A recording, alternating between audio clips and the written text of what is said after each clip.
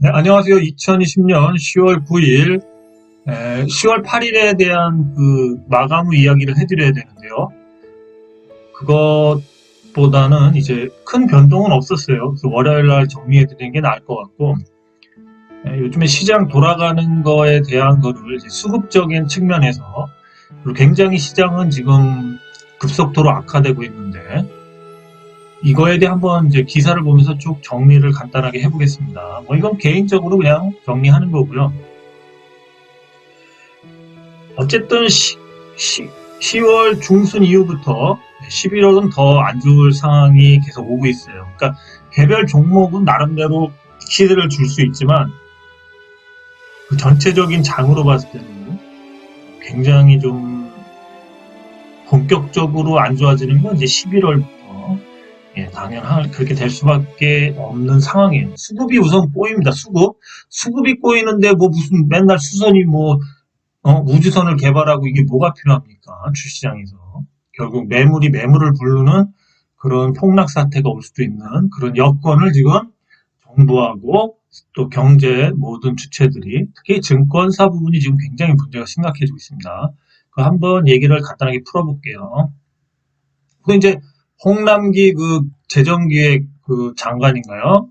기획재정부에 이 3억억 주식 대주주 양도세 과세 예정대로 할 것. 네, 우리나라가 뭐 굉장히 좀 이분이죠. 예. 그래서 뭐 우리나라가 지금 괜찮다. 우리나라는 OECD 국가 중에 괜찮다. 그래서 과세 대상을 이제 30일 기준 해갖고 이제 하기 때문에 빠르면 10월 중순부터 이게 약 10조 정도 예상을 해요. 예, 그래갖고 11월 되면 본격적으로 이게 12월에 바로 당일에 팔기는 힘들죠. 주가가 빠질 수도 있기 때문에. 그래서 10월 중순부터 11월까지 아마 좀 주식이 좀 많은 분들은 계좌를 뭐 쪼갠다던가 여러 가지 차명도 할 수 있겠죠. 차명도 할 수 있겠고 어쨌든 수급은 굉장히 안 좋아집니다. 이 10조의 물량이 과연 누가 받아줄까? 네, 그것도 한번 생각해 봐야 되겠죠.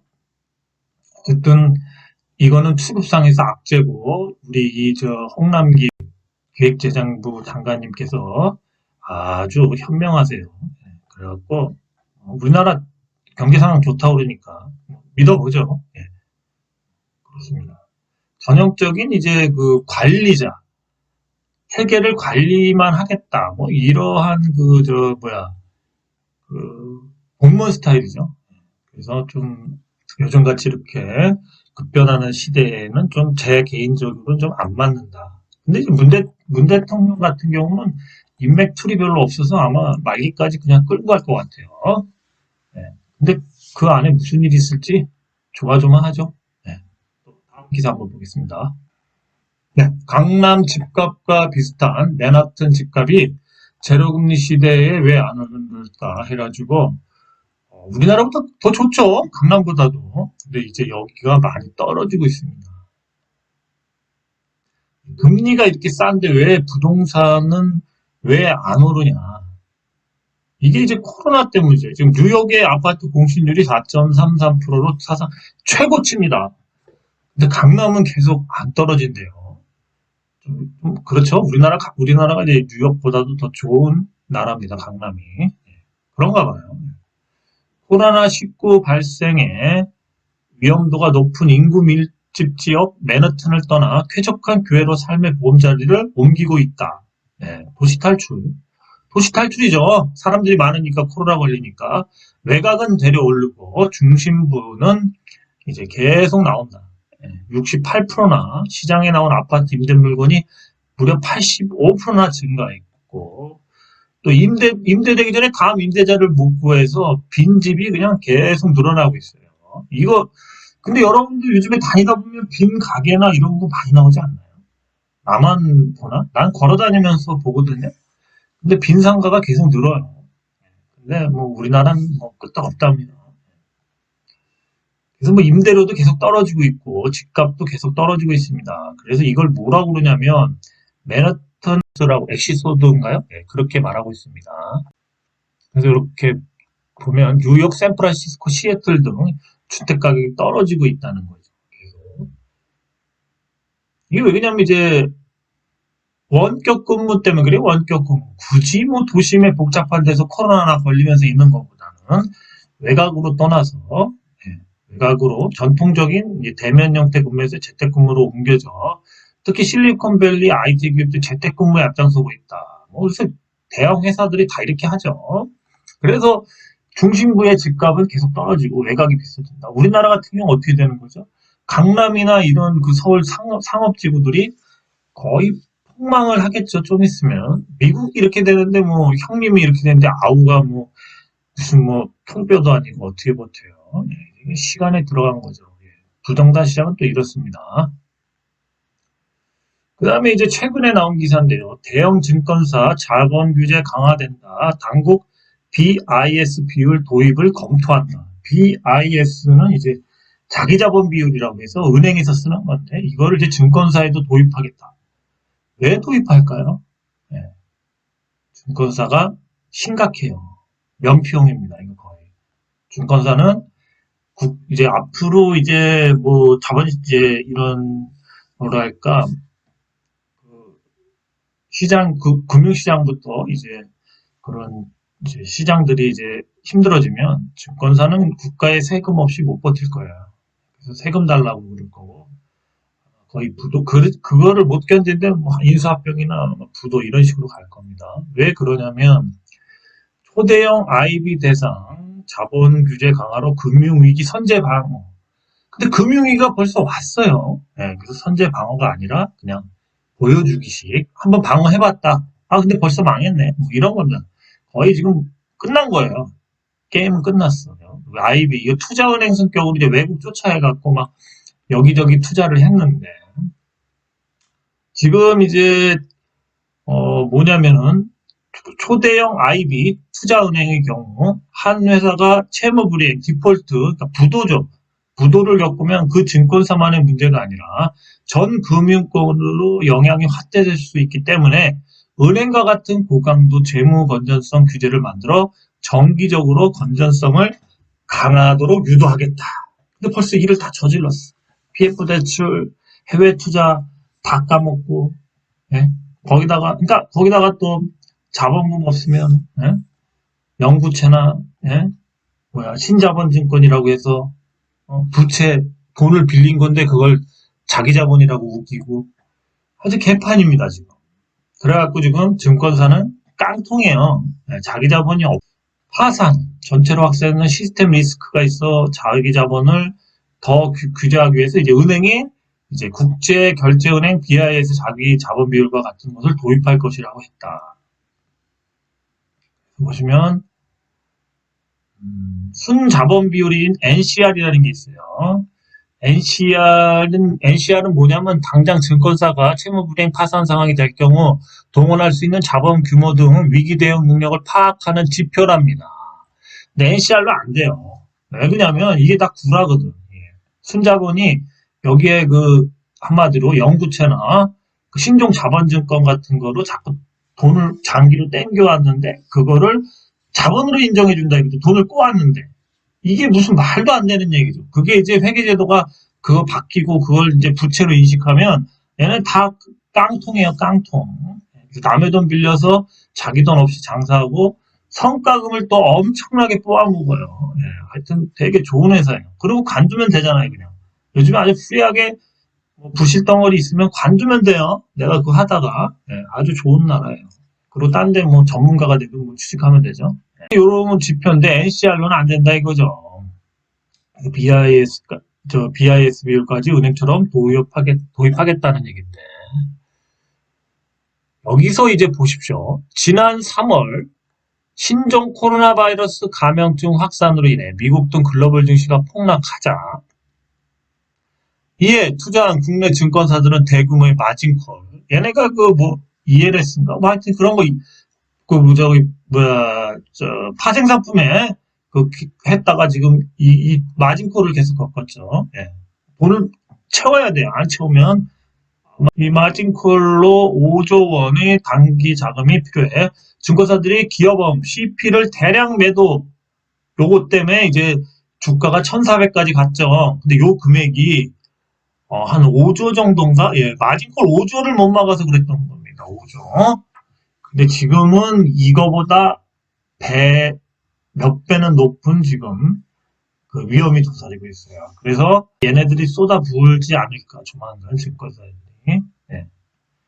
수급에 엄청 안 좋습니다. 이 마진콜 5억을 못 막아서 1,400까지 갔는데 이거 생각하면 잠도 안 와요. 지금 엄청 얘네들이 폭탄을 제조하고 있어요. 한마디로. 네. 그래서 실제 증권사가 파산하면 환율 상승뿐 아니라 이곳에 발행한 환매조건부 채권을 우리는 많이 했죠. 이거 유동성 공급이라고 해서 이거를 기업들이 많이 했죠. 발행업 등 여기 투자한 큰 손실을 보게 된다. 증권사 파생이 투자자 손실로 투자자 손실이 은행에서 다른 금융으로 확산될 가능성이 있는 셈이다. 그렇죠. 얘네가 뇌관이 될 확률이 높습니다. 얘하고 이제 개인의 그 외상거래 있죠? 네, 신용 투매가 나올 확률이 높죠. 거기다 또 3억 양도세에 의한 투매. 그러니까 하여튼 투매밖에 없어요. 앞으로 주가 오를 일은 이 증권사 애들이 얘기하는 구라. 3,000 간다, 3,300 간다. 그러니까 증권사 애들도 지네가 이런 거 다 알고 있거든요. 한번 좀 더 보죠. 얘네들이 치는 구라밖에 없어요. 한번 봅시다. 자, 보세요. 팔지 못한 해외 부동산 8조 증권업계 시황 폭탄 대나. 부동산 규모, 해외, 얘네가 이제 BI, 투자은행을 쫓아해가지고, 뭐 증권업, 그 수수료만 먹는 걸로 안 되니까 이런 해외 부동산 투자를 했는데, 이 피해가 엄청납니다, 지금. 40%못 팔고 또 하는 증권사들입니다. 이게 코로나 여파로 뉴욕이든 뭐 이런 세계 좋은 그런 건물들이 다 개판이 되죠, 가격이 지금. 그러니까 결국 그걸 따왔는 거죠. 그래서 한번 저 해외 저기를 보시면 미래에셋 같은 경우 보십시오. 총 투자 금액이 4조 원대인데 1조 거의 3조를 그냥 까먹었어요. 3조를. 이거 어디서 메우죠? 이거 우리가 거래 열심히 해줘서 수수료를 메꿔줄 수 있나요? 이거? 한 억만 번 해줘야 되나? 이거 힘든 거예요. 이거 하나금융 투자도 보십시오. 이거 이렇게 해서 1조 까먹었죠. 그냥 까먹는 거예요. 그리고 매각도 못한 데도 있어야지. 재매각한 데도 있고. 뭐 타워 뭐 이런 거 보면 뭐 엄청나죠. 이런 거 빌딩가가 뭐 이래요. 근데 지금 부동산 가격 개판이죠. 아주 투자은행이 이런 그 해외 전망도 안 하나 봐요.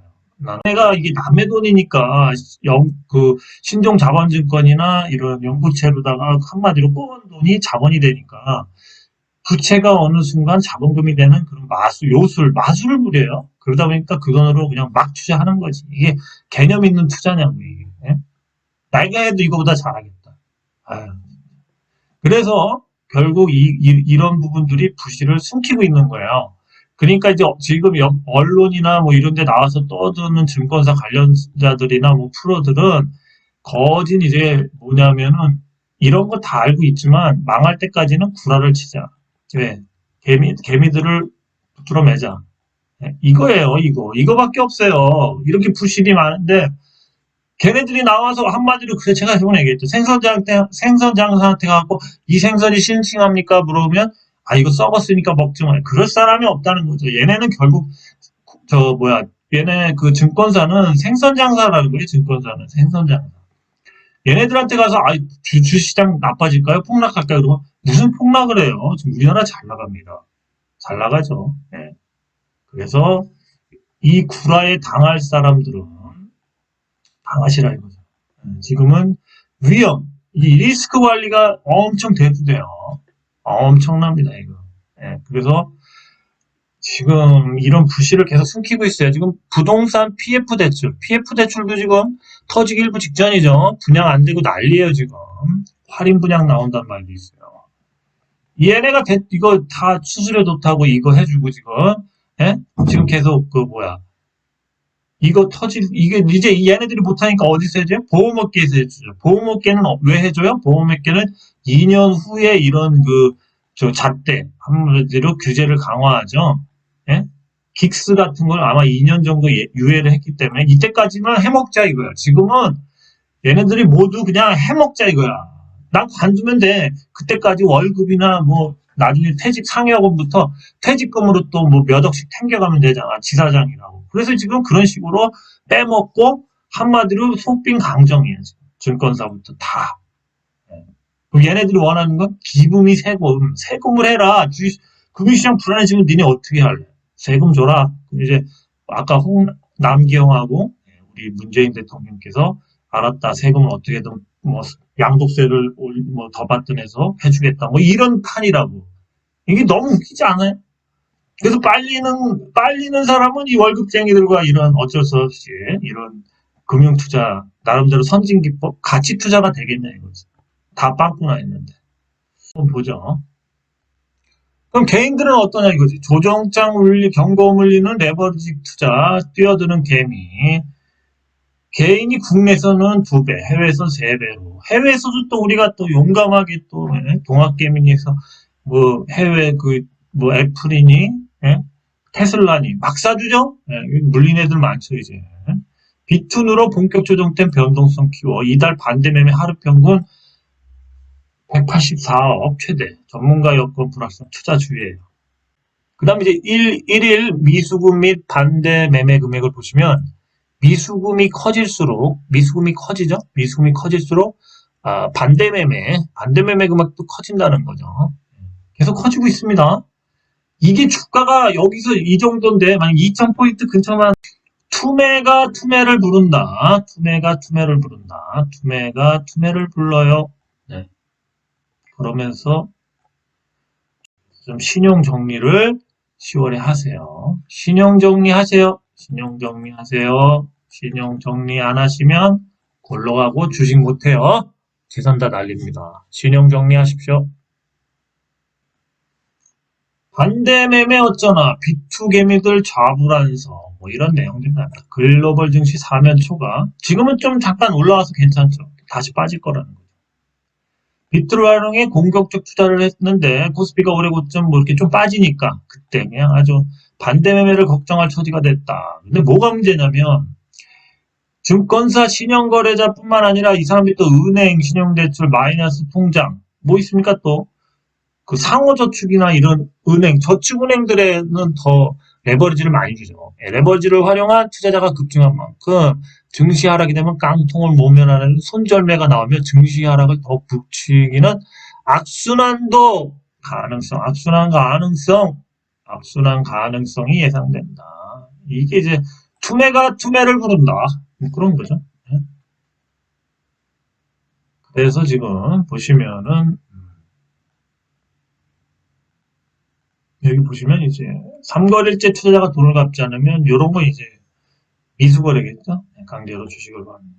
그래서 여기에 보시면 장기로 투자할 수 있는 신용거래 금액 반대면 여전히 18조. 18조입니다. 18조. 18조에 반만 나와도 주가는 얼마까지 갈지 대충 알죠. 지난번 1400포인트 갈 때가 5조 갖고 그랬어요. 5조. 예, 여러분 큰 금액 아니에요. 5조 매물을 못 받아서 1400포인트까지 단기적으로 빠진다는 거죠. 예? 수급이 꽝이에요. 수급이 다 꽝. 기관, 증권사 꽝, 개인 꽝, 세금으로 또 양도세 꽝, 수입업소 꽝. 근데 뭐가 주가가 어떻게 받쳐지냐 이거예요. 이 합리적으로 판단해 보세요. 그 언론사나 이런 뭐 증권방송이나 뭐 그런 전문가들 뭐 그런 사람 주가가 오른다고 저도 오른다는 견해하에서 종목을 설명하지만 매우 조심스러운 거라고요. 오를 확률은 하나도 없어요. 거기다 뭐가 있어? 제2의 팬데믹. 유럽에서는 아마 미국 대선이 끝나거나 그때쯤에 팬데믹을 할 확률이 높죠. 이 제2의 팬데믹인데 수출이 잘 된다고 할 수 있을까요? 수출하는 나라에서 우리나라는 뭐 우리나라에서 밥솥, 자전거, 자동차 뭐 이런 거 다 우리나라에서 다 소비하고 그래요? 내수로? 구라라고요, 다 구라. 말도 안 되는 얘기예요. 결국 우리나라도 폭망한다. 예? 외국과 똑같이 미국 형님도 지금 힘들고 중국 형님도 힘든데 민주당이랑 국가에서는 중국을 형님으로 모시잖아. 예? 다 안 좋다고요. 근데 뭐 어디다가 비를 붙이려고 그러는 건지 난 진짜 힘드네. 예. 혼란스러워요. 그래서 이제 비트 열풍 위험에서 증권사가 신용융자를 속속 중단하기 시작했죠. 9월 중순부터. 그래서 신용융자가 막 계속 이렇게 예탁금하고 담보증권하고 신용융자가 이렇게 올라가잖아요. 막 최고치를 뚫고. 그래서 이거를 이제 저기 한다.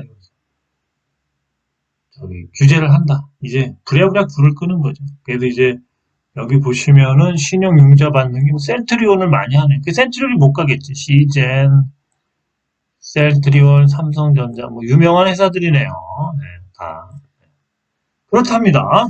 네, 그래서 최근 비투 빚내서 투자 열풍이 거세지면서 자본 건전성을 우려하는 증권사들이 잇따라 신용 공여를 중단하고 있다. 주식 투자를 위해 증권사에 돈을 빌리는 신용융자 규모는 19조 원을 넘어서 연일 사상 최고치를 경신하고 있다. 대단하죠. 14호조는 18조 정도 되죠, 지금. 네. 이런 상황입니다. 이런 상황입니다. 어떻게 하겠습니까? 리스크 관리에 들어가야 되겠죠? 자본일까, 부채일까, 신종 자본증권, 영구채, 뭐 이런 거 있죠. 회계 변경에 숨겨진 자본 논리. 이 국가하고 짜고 같이 그러니까 금융권하고 짜고, 증권사랑 짜고, 이제 갖고 노는 거라고 말이죠. 부채 비율이 200% 육박하자 부채 아닌 자본으로 분류되는 신종자본증권. 어허, 변신 로봇입니다. 신종자본증권. 보시면 이제 신종자본증권이라는 용어를 만들었어요.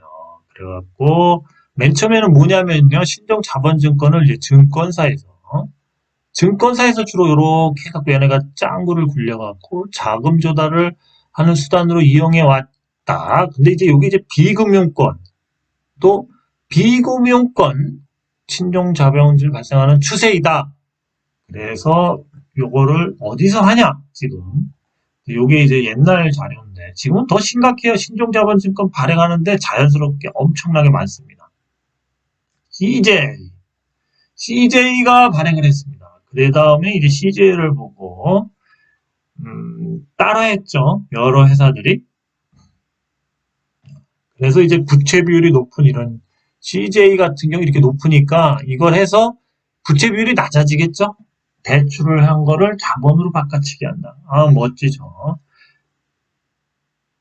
그런데 여기 보시면 회계에서 부채의 정의는 갚아야 하는 것, 자본의 정의는 부채가 아닌 것. 그래서 언젠가는 이게 신종자본증권이나 영구채가 부채로 바뀔 거다. 그러면 부채로 바뀌는 순간 수두룩해진다. 수두룩. 엄청나다. 대기업부터 수두룩, 금융권 수두룩, 증권사 수두룩이다. 여기 또 보면 이제 CJ 대한통운에 대해서 나왔는데 부채를 더 이상 늘리기 곤란한 상황에 처한 것이다. 이 회사가 부채 비율을 높이지 않으면서 자금을 조달하는 방법으로 신종자본증권. 어쩔 수가 없어. 어쩔 수 없는 선택이었다. 그냥 눈속임이죠. 예. 부채인데 어떻게 부채를 어떻게 자본으로 인정하냐. 이거는 고쳐질 거예요. 고쳐지면 이런 회사 1순위로 퇴출되죠. 예. 보도 내용은 주가가 하락세로 전환했다. 이런 얘기입니다. 신종자본증권. 당연히 하락하겠죠. 예. 그러면서 또 끝에는 또 좋은 말을 써놨어요. 한번 보세요. 결국 기업이 신종자본증권을 발행하는 것은 부채 비율을 유지하면서 추가적인 자금 조달이 가능한 금융상품. 이게 금융상품이랍니다. 네, 금융상품, 선진적인 금융상품인가 보죠. 네, 그렇게 믿으시던가. 저는 이거는 아니고, 예. 어차피 부채는 부채로 봐야죠. 돈을 꼬았는데, 이자도 내고. 물론 장기로 꼬았다고 해서 부채가 아닌가요? 그러면 저도 부채로 한 30년짜리 한 100억만 꼬으면 저는 부채가 없는 건가요? 그게 제 목돈이 되나요? 네, 말도 안 돼요. 그냥 장난치는 거예요, 장난.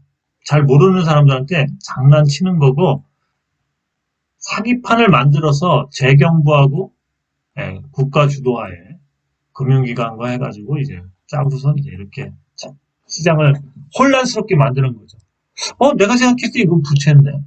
아니야, 이건 금융상품이야. 말장난이죠. 말장난. 네.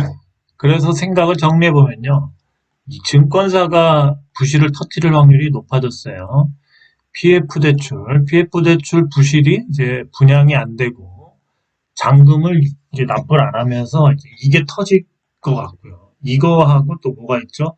해외 투자, IB 기능을 한 해외 투자 부실. 엄청나죠, 이것도. 코로나 여파죠, 뭐. 그 다음에 또 뭐가 있죠? 예, 신종자본증권이라는 이 신종자본증권으로 한마디로 깡통이에요, 깡통. 자본금이 없어요. 자본금이 없으니까 언제든 망해도 된다. 그리고 여기에서 원하는 거는 이제 세금을 원한다. 세금으로 메꿔달라. 이제 이런 스케줄이에요. 그리고 거기다 뭡니까? 양도세 3억. 이것도 수급에 안 좋은 영향을 주죠. 또 뭐가 있죠? 개인들의 신용매매. 이거 좀만 터지면 이것도 엄청난 수급이 되죠. 그래서 이 증권사가 내가 아니다. 전에 1400포인트 갈 때 결국 5억을 못 막아서 마진콜 5조 때문에 그랬어요. 5조. 지금은 대충 합산해봐도 몇십 조가 되죠. 몇십 조. 몇십 조 이상이 되기 때문에 대충 한번 보세요. 이런 매물들이 급격히 쏟아질 확률이 언젠가 트리거가 될 수 있겠죠. 근데 트리거는 간단해요. 뭐 부동산 시장부터 뭐 지금 뭐 코로나 제2 팬데믹부터 뭐 여러 가지가 있지만 결국 미국 형님이 버티다 이제 거품이 꼈다 해서 미국 형님이 폭락을 하면 그때부터 우리도 걷잡을 수 없이 쫓아가는 거예요. 폭락으로. 중국 형님은 그래도 하여튼 구라를 치든 해서 더 버틸 수도 있겠죠. 근데 중국 형님도 불안하지만, 미국 형님이 이제 금융적으로 선제적으로 아마 이 시그널을 보내면서 아마 폭락할 거예요. 그럼 지금 모든 데이터나 이런 건 이제 IMF 때보다 더 힘들다. 그래가지고 IMF 이상, 이제 세계 공황을 얘기해요, 공황. 여기다가 이제 인플레이션, 제가 항상 강조해죠. 인플레이션. 그다음에 이제 10년물 미국 인플레이션 10년물인 BDI, BDI의 이 저기를 잘 봐야 됩니다.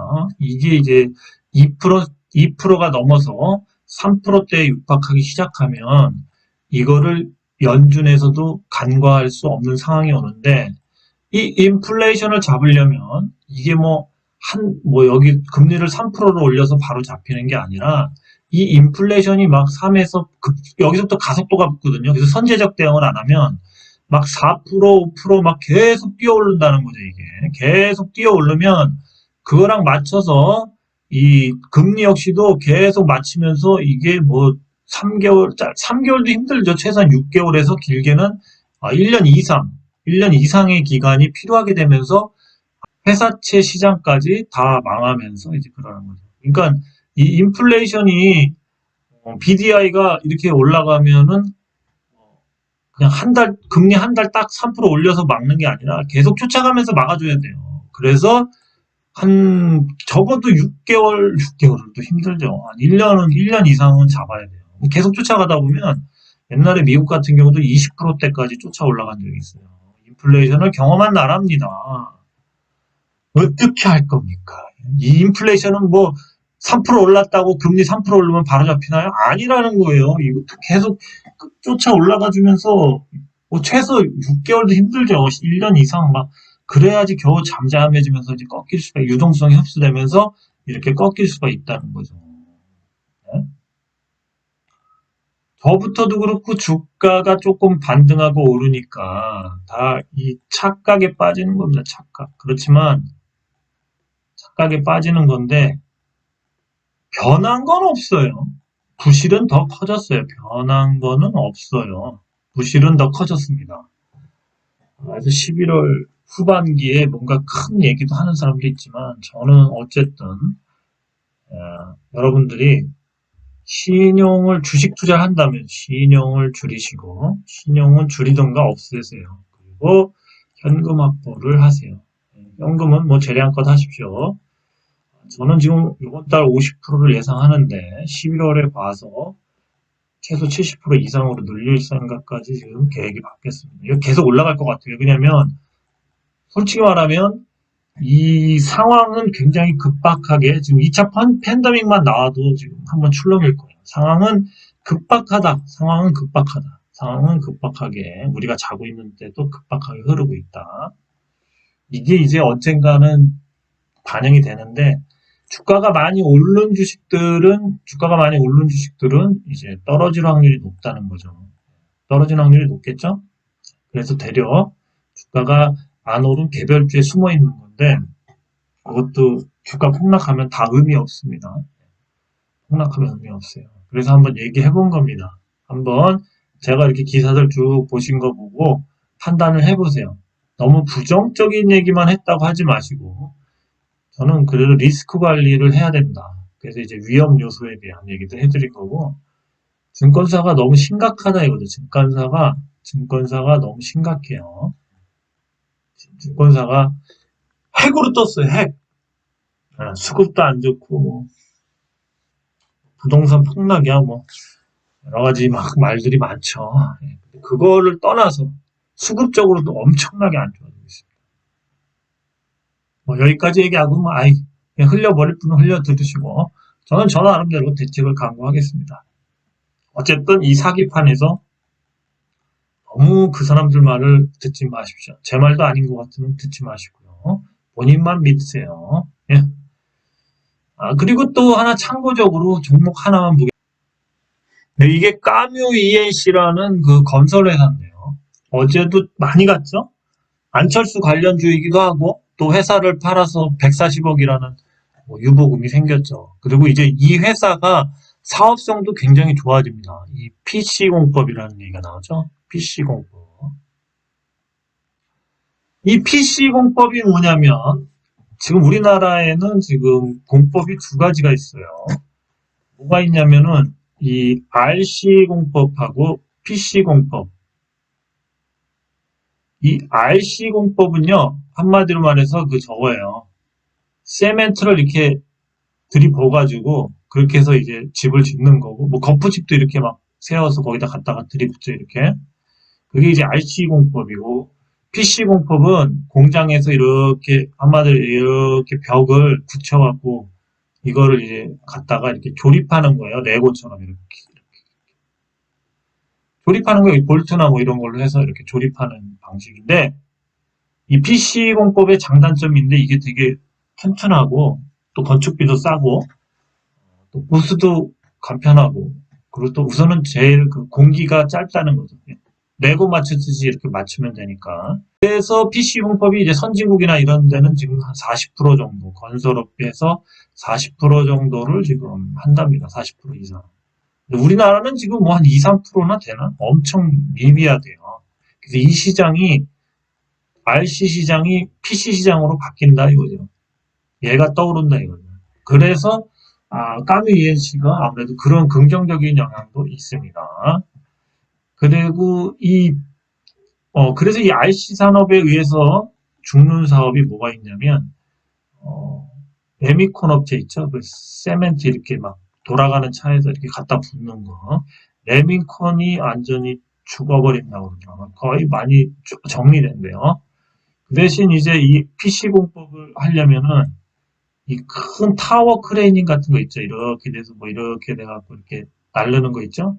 엄청 크잖아요. 이게 빌딩만 하죠. 이 사업이 대형 타워 크레이닝 사업이 또 성장한답니다.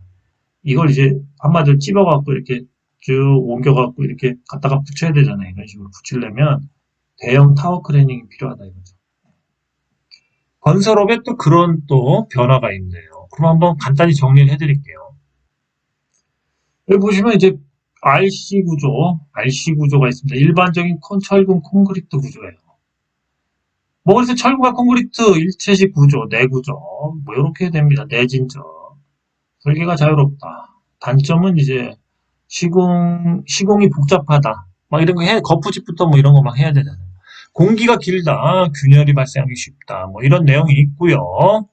그 다음에 이제 RC 구조에 대해서 한번 보겠습니다. RC 구조. RC 구조는 보시면은 이제 이 RC 구조는 미리 만들어진 콘크리트 공장에서 제작된 콘크리트인데 공장 생산 기계화 자동화 품질에서 공기가 단축된다. 현장 작업의 간소화, 원가도 절감돼요. 좀 싸요. 네. 그 건축비가 평당. 장비의 기계화 시공으로 안전관리 용역, 이 장비, 뭐 이런 게 뭐, 아까도 했죠. 대형 타워 크레인이 되겠죠. 이런 것들 많이 필요하겠죠. 작업이 중량적이며 품질 검사 시 유관 검사 대부 운반비 파손 우려가 있다. 설치용 양중 장비가 필요함. 그 다음에 이제 이렇게 되면은 이거는 또 이제 주택을 고칠 때도 이제 볼트를 풀러서 뭐 이렇게 해서 뭐 수리도 좀 용이하답니다. 그래서 RC 구조가 대세다. 대세. 그렇네요. 그래서 이런 회사 나오면 좀 성장할 가능성이 많겠죠. 그리고 인건비가 싸잖아요, 인건비. 네? 거기 가서 사람들 막 그 철근하고 뭐 엄청나게 돈이 들죠. 이건 그냥 갖다 붙이면 되니까 사람이 덜 들어가겠죠. 인건비가 싸다. 인건비가 싸다. 그래서 까뮤이엔시 차트를 보시면 일봉, 주봉, 월봉이죠. 월봉상에 봤을 때는 이제 이 고점을 이제 보시면 이 고점을 좀 뚫고 왔죠. 네, 그래서 좀 빠지고 있습니다. 요번 달 시세가 끝나지 않았나 생각은 돼요. 근데 지금 보시면 월봉을 봤을 때 이제 이런 긴 이런 구간에서 이렇게 지금 한 번 이렇게 딱 떼올랐다는 거죠. 이렇게 한 번. 하네요. 이게 시세를 더 줄 수도 있을 것 같아요. 이렇게. 왜냐면 이 횡보기간이 좀 길어요. 횡보기간이 긴데 그래서 반짝하고 끝나긴 좀 아쉬운데요. 다음 달이라도 또 올릴 수 있고 아니면 이번 달 계속 갈 수도 있을 것 같아요. 차트상으로는 좀 더 갈 수도 있죠. 왜 그러냐면 아까도 말했지만 이 기간이 되게 길잖아요. 이 기간이. 이 기간이 행보 기간이 길기 때문에 한번 이렇게 시세를 주면 요만큼 해서 끝나긴 좀 아쉬운데 좀 더 갈 것 같기도 해요. 제 사견입니다. 까뮤이엔씨를 한번 얘기해 봤는데요. 어쨌든 그렇고요. 한번 다시 일봉으로 한번 봐볼게요. 일봉으로 봐보면 하죠. 일봉으로 봤을 때 여기서 이제 고점 징후가 나서 한번 찍고 떨어졌는데 2,000원에서 역시 단기 고점은 온 것 같아요. 어쨌든 가도 이런 식으로 5일선 만나서 이렇게 가겠죠. 뭐 한번 잘 보십시오. 어쨌든 괜찮은 것 같아요. 분위기는. 까뮤 이엔씨였습니다. 네, 오늘 이제 뭐 이런저런 기사를 보면서 얘기를 해드렸는데요. 종목을 얘기를 하면서 저도 상승에 이제 목적을 두고 그나마 안전하다는 이제 재료를 갖고 있는 개별주 위주로 얘기를 했지만 한편으론 이 전체 시황이 안 좋다 보니까 불안불안합니다. 솔직히 말씀드리면. 그래서 지금쯤 시황을 체크하고 본인이 생각하셨을 때 너무 불안하다 생각되면 다 현금화를 하고 한 석 달이나 넉 달 쉬는 것도 나쁘지 않다고 봅니다. 아니면 요번 상승 기간에 다 빠져나간다든가 아니면 10월에 반 정도는 현금화를 한다던가 그런 대책이 있어야 될 것 같아요. 아니면 그냥 아주 안전한 종목이다 생각되면 그냥 미수 없이 그러니까 왜 저기 신용 없이 그냥 짱 박히던가 알아서 선택하십시오. 근데 아무리 안전한 그 주식에 들어가도 주가가 많이 빠지면 안 빠질 수는 없어요. 물론 빠지는 폭이 적을 수는 있지만 그걸 감내할 수 있다면 들어가시고요. 저는 이제 작전상으로 리스크 관리가 중요한 시기이기 때문에 한번 얘기한 거고요. 한번 판단을 해보시고 어떻게 세계 경제가 다 죽는데 우리나라는 어떻게 보면 엄밀히 따지면 사기판인데 이 사기판에서 어떻게 우리나라만 건전성을 유지하면서 국가 행진을 할 수 있습니까? 그건 말이 안 되죠. 우리나라는 경제 규모로 보면 세계에서 터무니없이 작죠. 네. 근데 큰 나라들이 다 망하는데 우리나라는 그것도 수출하는 나라에서 뭐 이게 한다는 거는 좀 아니지 않습니까? 합리적, 그건 좀 저는 아닌 것 같아요. 네. 그러니까 잘 판단해 보세요. 아무리 떠들어도 뭐 잘 본인 생각들이 있으니까. 네. 저는 그렇게 생각한다고 해서 제 생각을 얘기를 한번 해본 겁니다. 예, 쉬시는 날 잘 쉬시기 바랍니다. 다음 주에 뭐 한번 또 종목에 대한 얘기들은 그때 해보겠습니다. 예, 감사합니다.